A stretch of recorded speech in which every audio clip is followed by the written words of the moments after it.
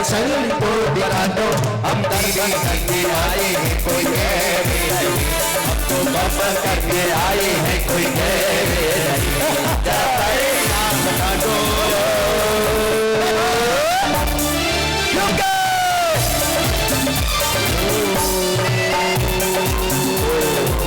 चलिए सुनो, सौधर्म में कहाँ है? सौधर्म ईशान सानत कुमार महेंद्र, सामने आओ सब लोग, सामने आओ सब लोग, थाली लो हाथों में। समोसरण की महिमा, समोसरण की महिमा कितने प्यारी लागे, सारी लागे प्यारी लागे न्यारी लागे, प्यारी लागे बड़ी मनहारी लागे, प्यारी लागे बड़ी मनहारी लागे, समोसरण की रचना कितनी प्यारी लागे, समोसरण की रचना कितनी प्यारी लागे।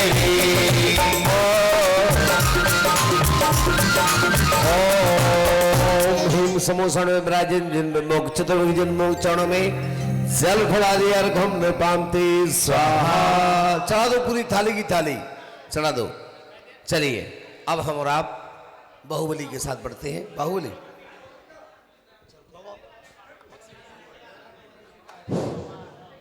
कृपया ध्यान से सुने। ये जो समोसरण है कानपुर भागलपुर में नहीं होगा शायद ऐसा, और हम लोग इसको परमानेंट करने का भावना रखते हैं। हम लोग अब जब हो जाए भावना रखते हैं मनाश्री, ऐसा समोसरण परमानेंट भावना रखते हैं हम लोग बनाने का। आपका आशीर्वाद हो जाए बस। वो कानकी वाला को बता दिया मैंने, आए हैं भक्तगण, उनको बता रहा हूं मैं। चलिए सब लोग बैठ जाए, बैठ जाइए सभी लोग, बैठ जाए, बैठ जाइए सभी लोग, आप लोग बैठ जाइए, बैठ जाइए, बैठ जाइए, बैठ जाए और पूज्य गुरुदेव के चरणों में चलते हैं। प्रथम प्रश्न के साथ हम आज की इस दिव्य धुनी दिव्य देशना को प्रारंभ करते हैं और निवेदन करते हैं गुरुदेव गणधर परमेष्ठी के रूप में आप विराजमान हैं। अपने ठीक है बाहुबली जरा जी चलिए तो लीजिए प्रथम प्रश्न कौन पूछना चाहेगा पूज्य गुरुदेव से? अपनी जिज्ञासा कौन रखेगा? हाथ उठाओ जल्दी से।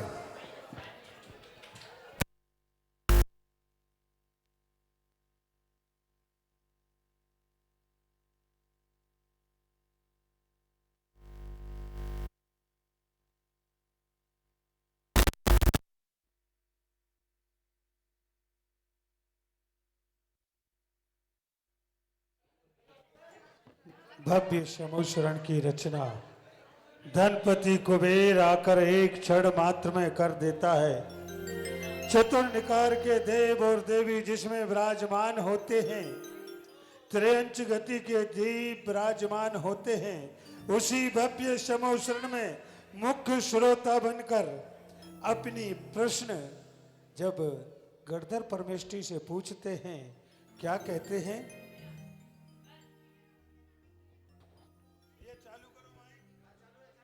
हेलो। हे भगवान नमोस्तु नमोस्तु नमोस्तु।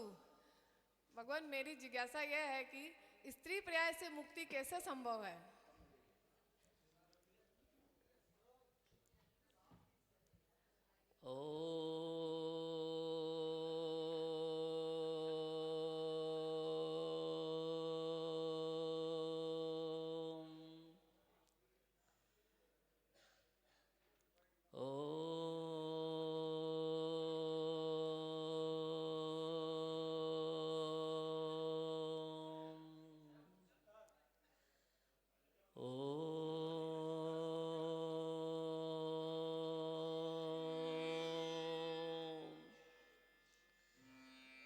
अनंत सिद्ध परमेष्ठी भगवान की, चिंतामणि पार्श्वनाथ भगवान की, शांतिनाथ भगवान की, सशन एक भगवान महावीर स्वामी की, परम पूज्य आचार्य भगवान गुरुदेव वीराक्षर जी महामणिराज की, परम पूज्य आचार्य भगवान विशुद्ध सागर जी मुनिराज की ढाई दीप में विराजमान तीन कम 9 कोटि मुनिराजों के केवल ज्ञान कल्याणक महामहोत्सव के परम पूज्य मुनि श्री 108 विशल्य सागर जी महाराज की, मुनि संघ की।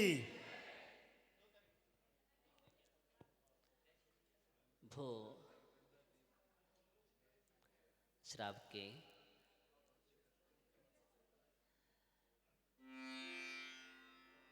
अति उत्तम प्रश्न किया है।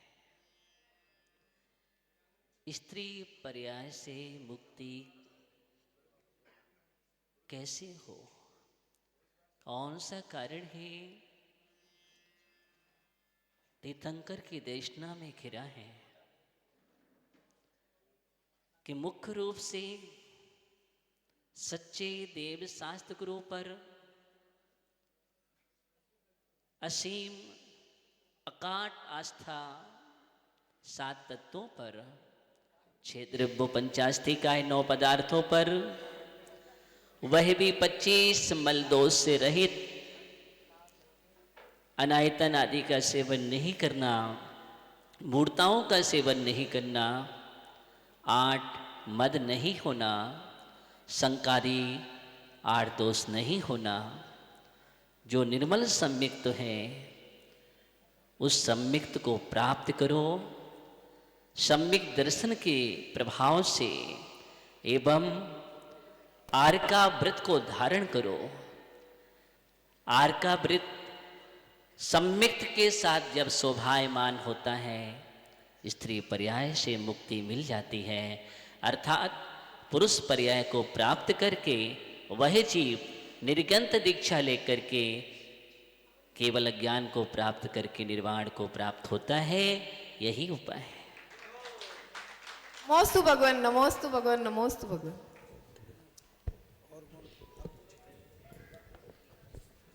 नमोस्तु भगवान, नमोस्तु भगवान, नमोस्तु भगवान। मेरा प्रश्न यह है कि मुझे 12 वर्ष के अंदर में दीक्षा कब मिलेगी? 12 वर्ष क्या करोगे महाराज? थोड़ा जल्दी करो। भो यज्ञ नायक, भावना उत्तम है लेकिन पुरुषार्थ की कमी है। अभी कहीं ना कहीं तुम्हारा मन कमजोर हो रहा है। अपने मन को मजबूत करो और जिस दिन तुम संकल्प धारण कर लोगे, बैराग को पल्लवित करके संसार के मोह माह को छोड़ने के लिए संकल्पित हो जाएंगे, उसी दिन आप निर्गन दीक्षा की ओर बढ़ जाएंगे। इसलिए जितनी जल्दी पुरुषार्थ कर सकें उतनी जल्दी पुरुषार्थ करो, क्योंकि कहा गया है शुभस्य शीघ्रम। जो शुभ कार्य होते हैं वो शीघ्र कर लेना चाहिए। कभी शुभ कार्यों को, अच्छे कार्यों को कल पर नहीं टालना चाहिए, आज और अभी कर लेना चाहिए, वही श्रेष्ठ माना गया है। अथवा आप दूरदर्शी मनुष्य कहलाएंगे भामंडल की तरह। भामंडल सीता का भाई सोचता रहा कि अब मैं दीक्षा लूंगा। अभी क्या, अभी तो और समय है, अभी भोगों को और भोग लेने दो, फिर मैं दीक्षा ले लूंगा। अंत परिणाम ये हुआ कि भामंडल भोगों में मस्त होकर के एक दिन लीला समाप्त हो गई। आहार दान दिया था जिसके प्रभाव से भोग भूमि में जाकर के जन्म लिया। इसलिए हे जीव, इसमें सोच विचार नहीं करना चाहिए। गारंटी नहीं है मैं 12 वर्ष, आपको कल का पता नहीं है, पल का पता नहीं है, और आप 12 वर्ष की गारंटी ले रहे हैं, ये अज्ञानता है।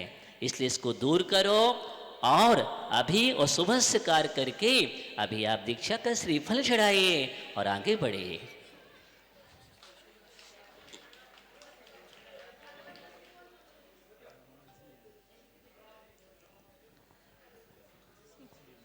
हे भगवान, नमोस्तु।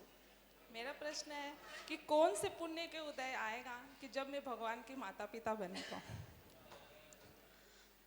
बहुत बढ़िया सच्ची इंद्राणी का प्रश्न है। देखिए, एक सची ने वैसे ही पुण्य कार्य किया है और सची पुण्यशाली होती है। तीर्थंकर का प्रथम दर्शन करके ही अपने जीवन का अहोभाग जगाती है।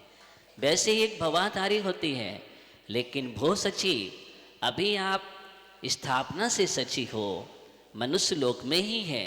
इसलिए अपने जीवन में शीघ्र भावना भाव और जितनी जल्दी हो सके भगवान के माता पिता प्रयास करो, जब जहाँ पंचकर्ण प्रतिष्ठा हो वहाँ पर माता पिता बनो और माता पिता बन करके आप ऐसा पुण्य अर्जित कर सके हो कि वास्तव में आगे जाकर के तीर्थंकर के माता पिता बनोगे।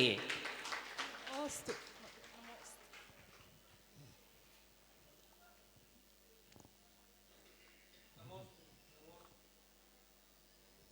नमोस्तु भगवान, नमोस्तु भगवान, नमोस्तु भगवान। मेरे मन में एक जिज्ञासा थी, वैराग्य। ये ऐसे तो स्वाध्याय अध्ययन सत्संगति इससे आता है, मगर कभी कभी ऐसी स्थिति बनती है कि कहीं झगड़ा हुआ या कुछ हुआ और बात इतनी बढ़ गई कि आदमी सोचता है कि सब कुछ छोड़ दूं और चला जाऊं। उस अवस्था में वो वैराग्य आता है, तो क्या वो फलीभूत होता है? ओम नमः सिद्धेभ्यां भो अमित। आप अपने जीवन में तत्व चिंतन निरंतर करो, क्योंकि वैराग्य को स्थायी बनाने के लिए तत्व चिंतन होना बहुत जरूरी है। कभी कभी क्षणिक क्षणिक पल्लवित होता है, जिसको हम शमशान वैराग कहते हैं। कभी किसी की मृत्यु हो जाती है, वहाँ जाते हैं, तब कहीं लगता है कुछ क्षण के लिए कि जीवन असार है, सबको जाना है। या कभी कोई भी संवाद हो गया, अथवा आपका कोई स्वार्थ सिद्ध नहीं हुआ, या आपकी कोई बात नहीं मानी, ये सब अभी कोई वैराग्य नहीं है। इसमें कभी कभी उपेक्षा भाव आते हैं, और उपेक्षा भाव होने से हमको ऐसा लगने लगता है, लेकिन उसका कारण मेरी अपेक्षा की उपेक्षा हो गई है, इसलिए भाव आया है। अभी अंतरंग से वैराग पल्लवित नहीं हुआ है। इसलिए इसके लिए आप निरंतर तत्व चिंतन करो, अनुप्रेक्षा का। किसका? अनुप्रेक्षाओं का चिंतन करने से स्थायी वैराग होता है। ओम नमः। नमोस्तु। गणधर परमेश्वर के चरणों में बारंबार नमोस्तु नमोस्तु नमोस्तु। हे गुरुदेव, कोई श्रावक असाध्य रूप से हॉस्पिटल में एडमिट है और वह अंत में होश पूर्वक चारों प्रकार का आहार त्याग करके परिग्रह छोड़कर शरीर छोड़ता है, उसकी क्या गति होती है? बहुत बढ़िया प्रश्न है। हे श्राव के, कोई भी जीव अगर अंदर से जागृत है, सुप्त नहीं हुआ है, चेतना शून्य नहीं है, तो अगर वो असाध्य बीमारी के कारण भी उस समय उसके परिणामों की दशा क्या है, अगर अंतरंग से उस समय भी चारों प्रकार का आहार त्याग कर देता है और सब जीवों से क्षमा भाव धारण करता है, समता भाव के साथ, और परमेष्ठी का स्मरण करते ही नवकार मन पढ़ते हुए प्राणों को छोड़ता है, तो उसके नियम से सदगति हुआ करती है। अर्थात वह अच्छी पर्याय में जाता है, क्योंकि वह उसने जघन्य सगलेखना को प्राप्त किया है।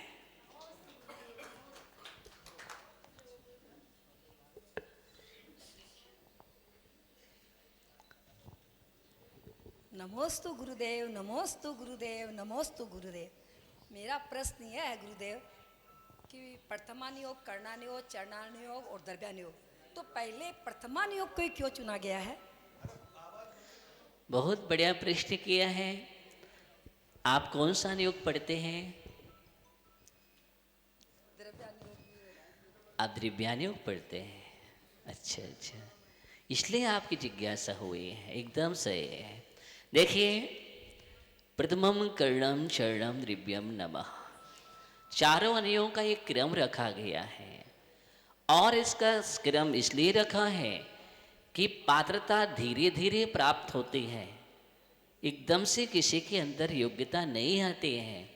इसलिए पहले उसका फल का दिग्दर्शन कराया जाता है कि ऐसी साधना करने से ऐसा फल प्राप्त होता है। और जब फल दिखलाया जाता है तो उसके अंदर उसको पाने की चाह हो जाती है कि मोक्ष सुख इतना अच्छा होता है, या हमारे जीवन में आत्मा के अंदर भगवान है, लेकिन भगवान कैसे बने, किस चर्या से बने, उन्होंने कौन सा काम किया और कौन चले थे उस पथ पर। तो जब पथ पर चलते हैं, कोई रास्ता है, आप जा रहे हैं उस गली में, कोई भी उस गली में से कभी निकलता नहीं है तो आपको भय होगा। लेकिन आपको ये पता चल जाए कि इस गली से सामान्य लोग जाते हैं, आप निर्भय होकर के उस रास्ते से निकल जाएंगे। ऐसे प्रथमान योग यही बतलाता है कि मोक्ष मार्ग निर्भय होकर के आप गमन करो, निर्गंध दीक्षा लेकर के। तो प्रथमान योग ऐसा दर्पण है जो आपको पहले दर्शित होकर के दिखाता है। और कर्णान योग ऐसा है कि वो चले कैसे थे, तो परिणामों को उज्जवल करके चले। तो परिणाम अच्छे किए और परिणाम अच्छे बने तो उन्होंने अच्छी चर्या की, और अच्छी चर्या करके ध्यानस्थ हो गए। तब कहीं जाकर के आत्म तत्व के अंदर से परमात्मा सत्य का प्रकटीकरण किया। इसका नाम द्रव्यान योग है। इसलिए एक क्रम है। अगर छोटा बालक है और छोटे बालक को सीधा सीधा अगर आप मावा खिला दो तो क्या होगा, पचाएगा? नहीं पता। नहीं। छोटे से बच्चा को सबसे पहले पानी मिला करके दूध दिया जाता है, तब उसको पचता है। फिर बड़ा होता है तो फिर उसको उस रूप में दिया जाता है, और मजबूत हो जाता है तो उसको फिर गरिष्ठ दे दिया जाता है। एक क्रम है। द्रव्यान योग गरिष्ठ है, उसके पहले उसके लिए प्रथमान योग इष्ट है। गरिष्ठ तक पहुंचने के लिए क्रम है ये, इसलिए वहाँ तक पहुँचते हैं। जिसको जैसा क्रम होता है उसको वैसे दिया जाता है। औषधि भी आप लेते हैं तो बच्चे को औषधि का माप अलग होता है, बड़े की औषधि का माप अलग होता है। ठीक है, इसलिए क्रम बदलाया। नमोस्तु गुरुदेव, नमोस्तु।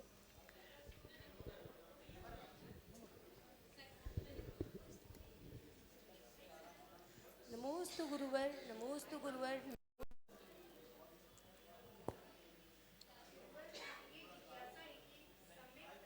ज्ञान और चारित्र से श्रेष्ठ क्यों होता है? बहुत बढ़िया प्रश्न है आपका कि सम्यक दर्शन ज्ञान और चार्य से श्रेष्ठ क्यों होता है। देखिए, जैन दर्शन का एक महत्वपूर्ण सूत्र है, आपने तत्वार्थ सूत्र पढ़ा है 5वां अध्याय, और इसमें एक सूत्र मिलेगा, अर्पिता नर्पित सिद्धि। कोई भी कथन मुख्यता और गौणता से किया जाता है। जिस समय सम्यक दर्शन की महिमा चल रही है उस समय सम्यक दर्शन को सर्वश्रेष्ठ कह दिया गया है। लेकिन जिस समय सम्यक चारित्र की चर्चा चल रही है उस समय चारित्रम खलु धम्मो कहा गया है कुंदकुंदाचार्य ने प्रवचन सार में, कि चारित्र ही उत्कृष्ट धर्म है। और वहीं कुंदकुंदाचार्य अष्टपाहण में सबसे पहले दंशन मूलो धम्मो कहते हैं। इसलिए नींव की अपेक्षा, जड़ की अपेक्षा, मूल की अपेक्षा सम्यक दर्शन को श्रेष्ठ कहा गया है। अगर नींव ही नहीं होगी तो इमारत खड़ी कैसे होगी, ढह जाएगी। अगर वृक्ष की जड़ नहीं होगी तो वृक्ष कैसे खड़ा रहेगा। इस अपेक्षा से सम्यक दर्शन को श्रेष्ठ कहा गया है, अपेक्षा से कहा गया है। क्योंकि सम्यक दर्शन होते ही ज्ञान और चार्य सम्यक पने को प्राप्त हो जाता है। जब तक सम्यक दर्शन नहीं होगा तब तक ज्ञान चार्य सम्यक नहीं हो सकता है। किंतु आगे कहते हैं कि सम्यक दर्शन पर ही डिपेंड मत हो जाना, आगे भी बढ़ना है। इसलिए पर कहेंगे चारितम कलुदम्बो, चार्य से ही निर्माण होता है, वहां तक पहुंचना है, एक क्रम है।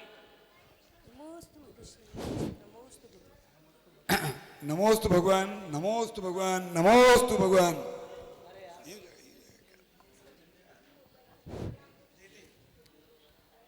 हम क्रोध करते हैं महाश्री, क्या जीव अपने कर्मों का फल स्वयं पाता है या भगवान उसके कर्ता धरता है? क्रोध आता है तो क्या जीव अपने कर्मों का फल स्वयं पाता है या भगवान उसके कर्ता धरता है? ओम नमः। बहुत श्रावक सृष्टि, बहुत अच्छा प्रश्न किया है। देखिए, इसी बात को समझना बहुत जरूरी है। जैन दर्शन मुख्यतः पुरुषार्थवादी, अपेक्षित भाग्य के साथ, किंतु ईश्वरवादी नहीं है। इस बात का हमें ध्यान रखना। यहाँ पर मुख्यतः जैसे हम बीज बोते हैं वैसा ही मुझे फल मिलता है। आप बीज बोएंगे तो भगवान आकर के उसमें फल नहीं लगाएंगे।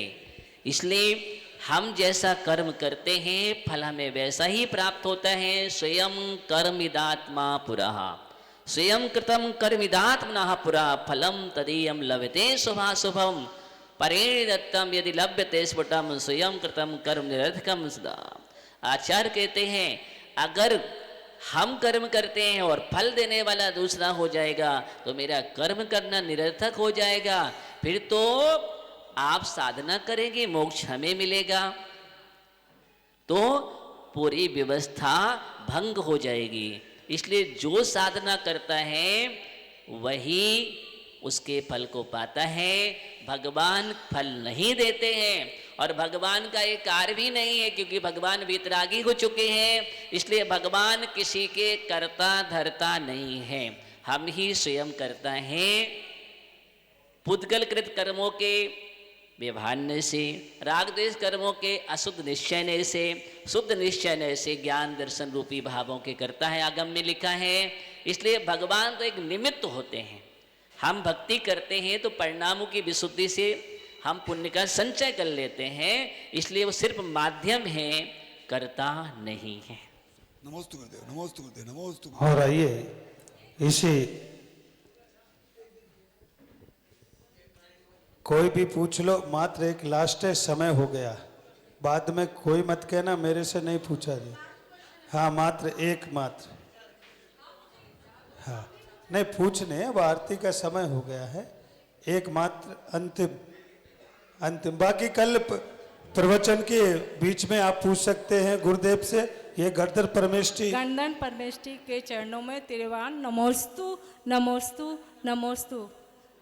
भगवान, मेरा ये प्रश्न है कि जब हम लोग पूजा करते हैं, जैसे अभी पूजा चलती है, दरब चढ़ाते हैं, तो भर भर के दरब चढ़ाते हैं, तो क्या ज़्यादा दरब चढ़ाने से पुण्य ज़्यादा मिलता है या कम चढ़ाने से कम मिलता है? मेरी बस यही जिज्ञासा है। ओम नमः। बहुत बढ़िया प्रश्न किया है आपने। ज़्यादा द्रव्य चढ़ाने से ज़्यादा पुण्य, कम चढ़ाने से कम पुण्य। अगर द्रव्य चढ़ाने से ही पुण्य मिलने लग जाए तो जो अच्छे जिनके पास है वो ढेर के ढेर चढ़ाएंगे, जल्दी मोक्ष चले जाएंगे। जिनके पास नहीं है वो यहीं रह जाएंगे। ऐसा कर्म सिद्धांत नहीं है। भावों की दशा पर टिका हुआ है सिद्धांत। आप द्रव्य कम भी चढ़ा रहे हैं लेकिन भाव उत्कृष्ट हैं तो आप उत्कृष्ट फल को प्राप्त करेंगे। और बहुत द्रव्य चढ़ा रहा है लेकिन भाव अहंकारी हो रहे हैं तो वह उत्कृष्ट फल को प्राप्त नहीं करेगा। नमोस्तु भगवान, नमोस्तु भगवान, नमोस्तु भगवान। नमोस्तु गुरुदेव। गुरुदेव, हम लोगों के परिणाम मतलब मिनट मिनट में चेंज होते रहते हैं, क्यों? क्योंकि परिणामों का ही कार्य है और परिणामों के साथ हम पुरुषार्थ में कमी कर रहे हैं। अगर परिणामों के साथ हम पुरुषार्थ सही करेंगे, संभालते रहे, इसलिए कहा गया है कि अपने उपयोग को निरंतर अच्छा रखो। कभी ज्ञान, ध्यान, तप, स्वाध्याय, साधना तो हमारा परिणाम संभल के रहेगा, और नहीं उसको विषय दोगे तो परिणाम तो भागता रहता है। इसलिए उसको पुरुषार्थ करके विषय दो। अच्छा, जय बोलिए परम पूज्य गुरुदेव श्री विशल्य सागर जी महाराज की जय हो।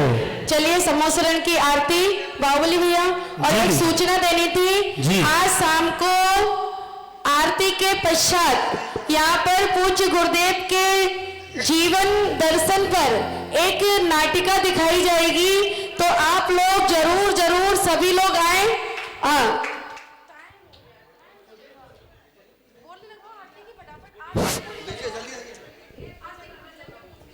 चलिए, कौन सा सौभाग्यशाली भाग्यशाली पुण्यशाली होगा जो इस भव्य समोसरण की आरती करने का सौभाग्य प्राप्त करेंगे। हाँ जी, कौन सा सौभाग्यशाली होगा भैया? हाँ जी, इसको थोड़ा सेट करो, इसको थोड़ा बढ़ा दो। भव्य समोसरण की आरती पुण्यशाली जीव होगा जो ऐसे भव्य समोसरण के पूरे परिवार के साथ आरती करेगा, जिसमें गर्दर परमेष्ठी के रूप में पूज्य गुरुदेव विराजमान है। हाँ जी, कार्य प्रारंभ करो। 11,111 11,111। भैया जी भैया, किसकी आरती है? भव्य समोसरण की आरती है, जिसमें कहाँ मिलता है ये समोसरण? अरे समोसरण जो धनपति कुबेर ने एक क्षण मात्र में जिसकी रचना कर दी, ऐसा भव्य समोसरण जिसमें चतुर्निकार के देव देवी त्रियंच और सभी आरिका मुनि 12 सभाएं लगती हैं, ऐसी सभाओं का भव्य समोसरण, ऐसी भव्य समोसरण की आरती 11,111 पूरे परिवार के साथ 21,221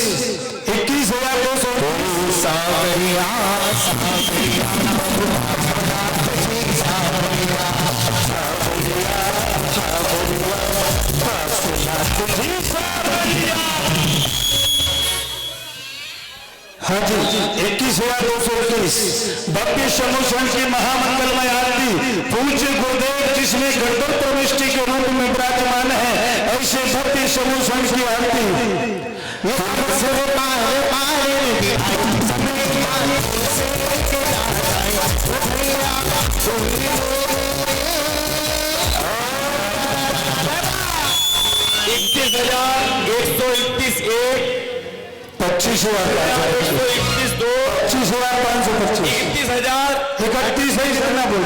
इकतीस है ना, तो 33 करो। 31,133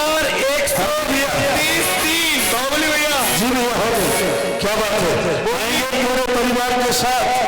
क्या बात है, बोली महिलाओं ने मिलकर बोली है। अच्छा, पूरे महिलाओं ने जोरदार तालियां, महिला मंडल ने यह सभा को प्राप्त किया है। चलिए, हाँ मिलकर के इस बोली को लिया है। बारसोई की महिलाएं आते हैं। आइए, महिला मंडल आगे आइए।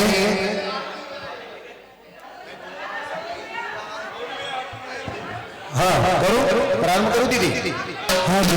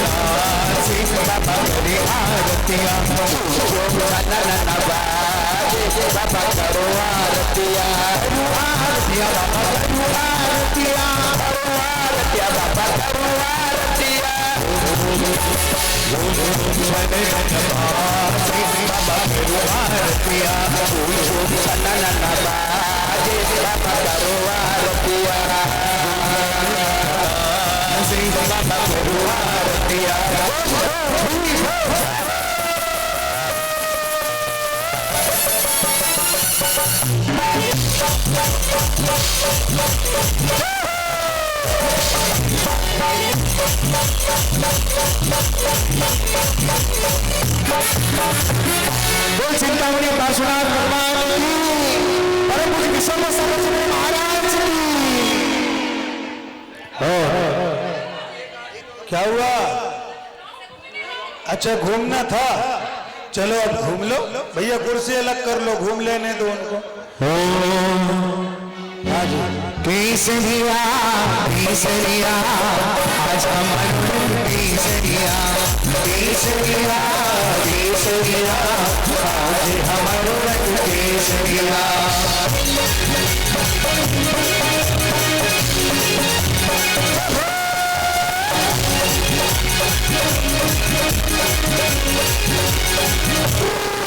दीवान तेरा आया बाबा तेरी नगरी, दीवान तेरा आया बाबा तेरे नगरी, दीवान तेरा आया बाबा तेरी नगरी, दीवान तेरा आया बाबा तेरी नगरी।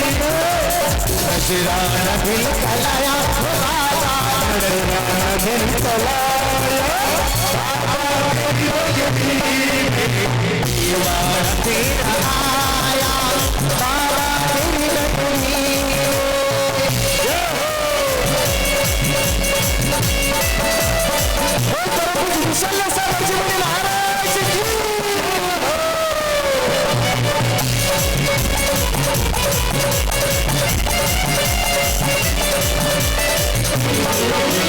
सुना भी नहीं बाबा, अरे तू मुझे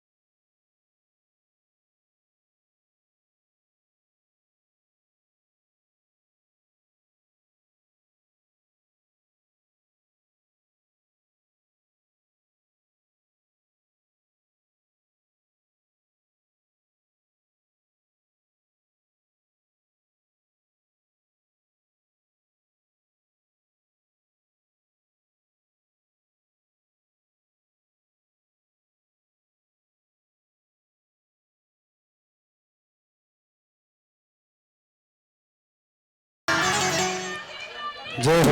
कैसे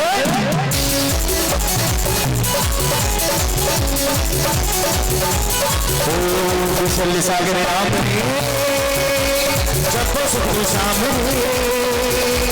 विशल सागर राम जप सुख शाम पूजन कर लो बंदी कर लो पूजन कर लो बंदी कर लो आए हम तेरे बारे ओ आए हम तेरे बारे।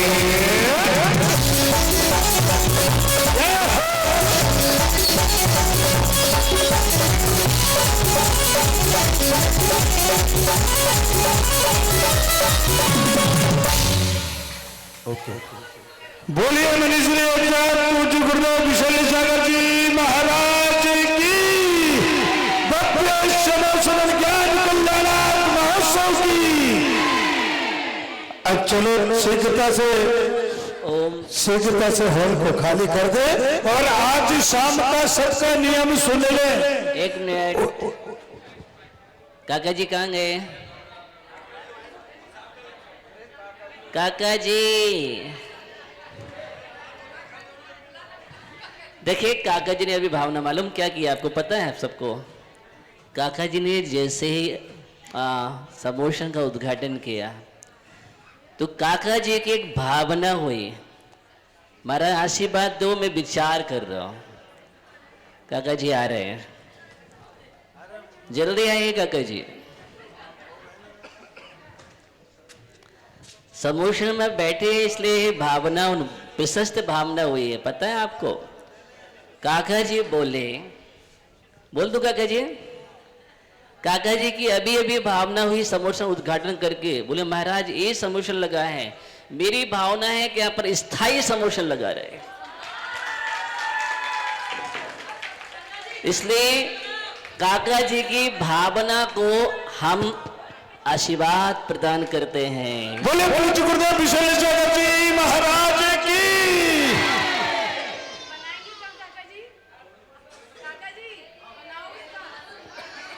काका जी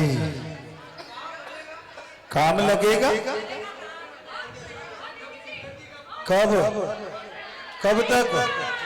जय हो, जय करा गुरुदेव का।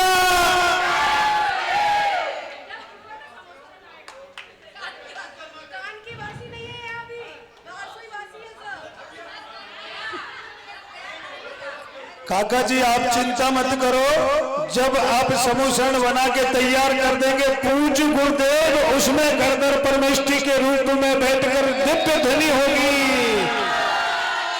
पर पहले समोसन तैयार करो।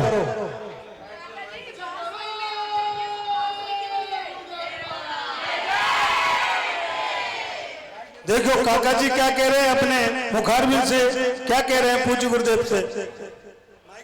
मैं तो बोल ही दिया ना। नहीं अभी सब सुनेंगे ना। अरे भाई हम तो कह रहे हैं हमारे राजकुमार जी जो बारसोई के दामाद हैं। काका जी इधर आओ, समोसन में आओ। हाँ चल ले आओ, यहाँ खड़े हो समोसन में, बहुत अच्छी लगोगे।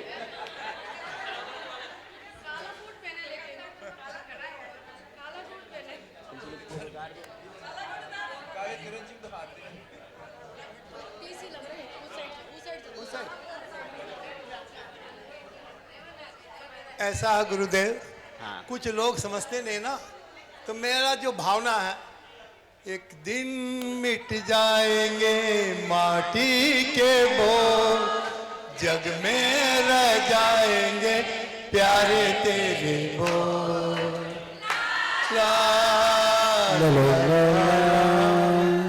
ये लोग का कुछ दिमाग में नहीं है ना, कुछ सोचते हैं कल मैंने राख दिखाया था, हमारी कौन सी राख है ये, मैं तो घबरा गया, बोला कि विजय जी आप इसी में समाओगे। अरे बाप, तो मेरी पत्नी तो नहीं समाएगी ना इसमें। बोला आपकी पत्नी भी इसी में समा जाएगी, तो ये हमारे जितने दर्शक लोग हैं ये लोग तो रहेंगे। बोले ना दुनिया में कोई रहने वाला नहीं है। तो हमने पदम जी से कहा पदम जी कोई टिकने वाला नहीं है ना, इसीलिए मैं कहा दान करो, गुरु की सेवा करो, कोई कमी मत रखो। क्या बात है, इतनी अच्छी भावना के जोरदार तालियां।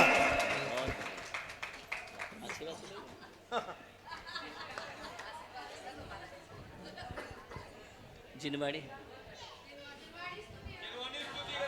जिनवाणी के ज्ञान से सूझे लोकालोक, सो वाणी मस्तक नमो सदा देतो दो। हे जिनवाणी भारती तोई जपो दिन रे, जो तेरी शरण आ गए सो पावे सुख चे। देव जो अरिहंत को गुरु सेवा निर्गुण, दया धर्म पालो सदा यही मोक्ष का फल। सभी लोग 9 बार नमोकार मंत्र का जाप करेंगे।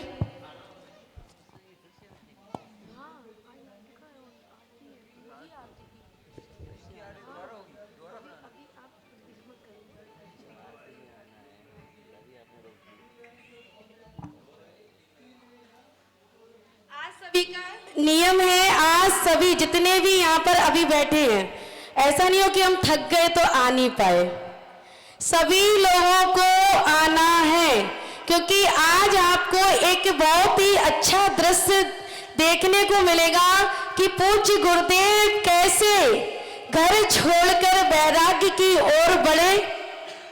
ये सब आपको शाम को देखने को मिलेगा, तो सभी लोग जरूर जरूर आए। कैसा होगा वह पावन, कैसा होगा वह पावन दृश्य, राग से वैराग्य की ओर। ऐसे परम पूज्य गुरुदेव उस राग को छोड़कर भैया, अभी सभी लोग आज की महाआरती लेने के लिए सभी लोग श्रीमान अजित कुमार जी, मुकेश कुमार जी, अंकुश कुमार जी, अंकित कुमार जी पांड्या परिवार के घर की ओर प्रस्थान करें। वहां से गाजे बाजे के साथ आज की मंगलमय महाआरती वहां से आएगी, उसके बाद यह आरती की जाएगी। तो सभी लोग ठीक 6 बजे वहां